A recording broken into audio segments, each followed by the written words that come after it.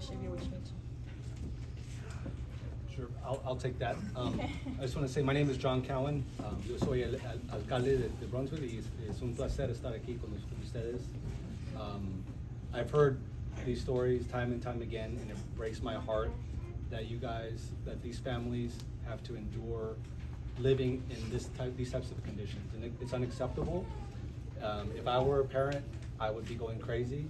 I don't know how you guys are able to manage this on a daily basis. Just to interrupt, to translate Sure. a little bit. El alcalde menciona que él ha oído nuestras súplicas y que está enterado de todo lo que nos está funcionando y se siente por nosotros. No sabe en realidad cómo es que nosotros podemos vivir a diario con esta situación todos los días. So, él está muy atento sobre esto. So Commissioner Macias brought this to my attention earlier this year, or in the summer, right? And she took me around the neighborhood. I got to see all the dust, all the cars, all the houses. And obviously you need to go there to really realize what's happening. So we have an issue where a company is not following the law, our local law, state law, environmental law.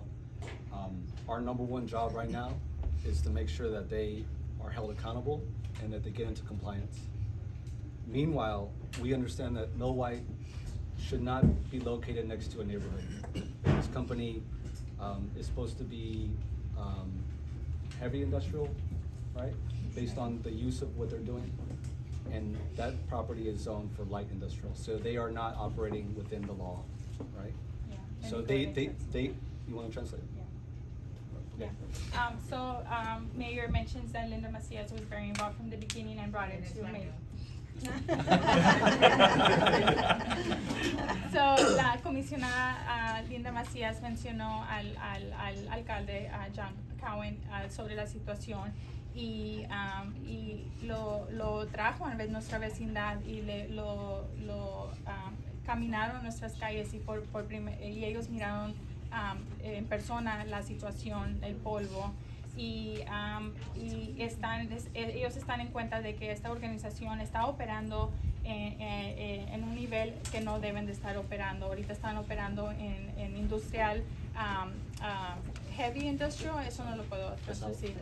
Pesado, un industrial pesado, y ahorita la zonificación que está es en bajo. So, ellos saben que este es un problema y están resolucionando esto con los líderes de la ciudad. And so in order to rectify the situation, we believe that Milwhite should be relocated to an area that is appropriate for their use. And ultimately, the Port of Brownsville, I think, is the best place for them. That's where most of our heavy industry is located. We arranged a meeting with representatives from the Port of Brownsville in conjunction with our executive director from the Greater Brownsville Incentives Corporation, which Bret Gardella is here. He's our executive director. And so we are offering our support as a city and as GBIC to try to find a solution or a path forward to ensure that they are located in an appropriate area. I think so we have a short-term approach, which is get them in compliance so that they mitigate or minimize the impact as much as they can.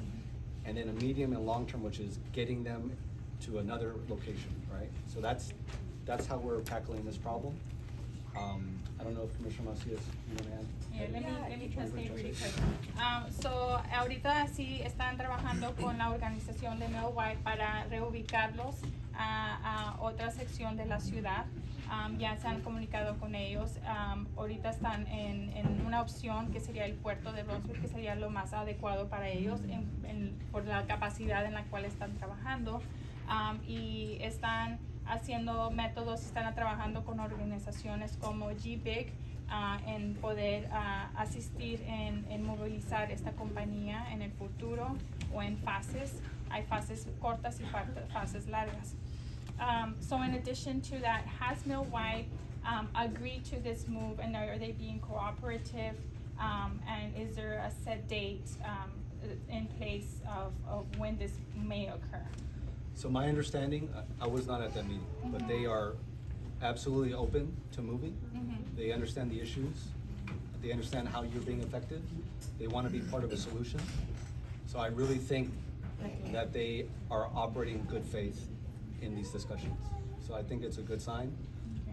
The Port of Brownsville has identified a number of potential sites, and they're exploring the viability of each site currently.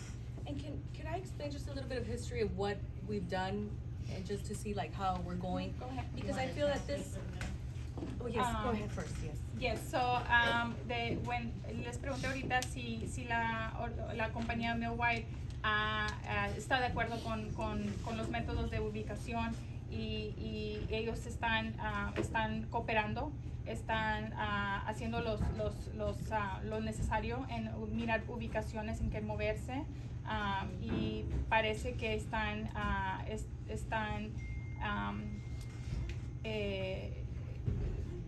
interesados en la comunidad, ¿verdad? Y hay planes de moverlos en el futuro. If you want to explain if there's a timeline Yes. involved. So, first off, I want to say thank you for everybody for being here, for you guys to be here alongside me. It definitely shows that there's a lot of work behind the city that we're doing. I'm going to explain to you a timeline of some of the things that we have done as a city and also at a state level. So nada más al principio les quiero agradecer por su tiempo de estar aquí. Les agradezco a mis compañeros que están aquí luchando conmigo para la misma meta, y es para mejorar la salud de la vecindad. Pero primero les quiero explicar sobre una de las cosas que nosotros hemos hecho como ciudad y de parte en colaboración para también los representantes de estatal. So, en el comienzo let me say it in English. During the summer, I received a phone call from two individuals in the neighborhood, and that was Lemmy Sanchez and Miss Rosie. And they tell me about this issue that's happening. So I said, okay, let me go out there. I went out there, I met with her. They showed me some videos that were very distraught. That should not be going on. When you go into the neighborhood, and I went on this date, it was a Sunday, I took my husband with me. I said, hey, we're gonna go block walking. We're gonna go talk to people and ask them and get their testimony as to what's happening. We were there for 2 hours. And in those 2 hours, I had an itchy scalp, and I was so nauseated that at a point I said, hey, you know what? Let's go home. I don't feel well. And he begins to tell me I'm experiencing the same symptoms. So we go home, and at that point, I'm saddened because we have the ability to go home. The people that live in that neighborhood don't. So nada más para avisarles, mi esposo y yo recibí 2 llamadas de 2 personas que viven en la vecindad, Miss Rosie y Lemmy Sánchez, y me avisaron sobre esta situación. Fui el día de domingo con mi esposo y fuimos a tocar a todas las puertas para poder investigar y recibir historias de qué es lo que está pasando. Y en fin, todos me estaban contando la misma cosa, que le estaban adallando.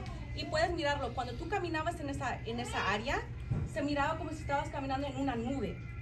En 2 horas de estar allí hablando con la gente, mi cabeza me daba picazón, ¿verdad? Sí se dice, ¿verdad? Picazón en la cabeza y también una náusea tan fuerte que le dije a mi esposo, oye, me tengo que ir. Y me dice, ¿sabes qué? Yo siento los mismos síntomas, vámonos. Pero me da mucha tristeza porque yo tuve un lugar para irme. La vecindad allí no, se tenían que quedar. Y para mí eso era una tristeza, y como representante comisionada del área, me daba tanta tristeza porque como una ciudad les faltamos a ustedes. Entonces, desde ese momento le hablé al alcalde. And in that moment, I called the mayor and I said, hey, we need to set up a meeting with Milwhite. We need to speak with Milwhite. He called the general manager and said, hey, we need to have a meeting. So we sat down with them, with the general manager, and he begins to tell me his story and how this company came about, which matched the same story when the neighborhood started noticing about the grand scale of their company growing and the extraneous amount of time that they're working and the noise nuisance. It made sense. And we took him in the car. I said, you're gonna come in the car with us. He was a driver, he was an Uber driver. You're gonna come in the car and we're gonna drive to this neighborhood. And we're all gonna see how they're being affected. He had no choice. He was Yeah, he was scared. I'll say that. He thought there was a mob of people waiting for him, and I'll share that in a We're safe peaceful, we promise. pace, right? But I was like, no, there is every right of reason to be a mob. But of course, we didn't want to disrupt that relationship with him. But we took him and we pointed to every single car that had dust, to all the dust that was happening around that area. There was no denying that there was a problem and he was a cause of it. There was no. Mayor was very straightforward, and he told them, hey, this needs to get fixed, because once it starts coming to the city commission, we will have no option but to move forward. And if we have to shut down, then by all means, we don't want to do that.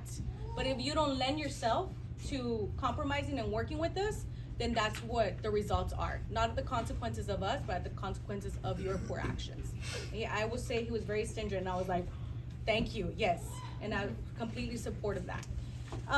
Durante la siguiente, conocimos con el manejante general de la compañía, y el alcalde estaba conmigo, conocimos con él, ya nos dijo cómo el procedimiento de su negocio ha trabajado.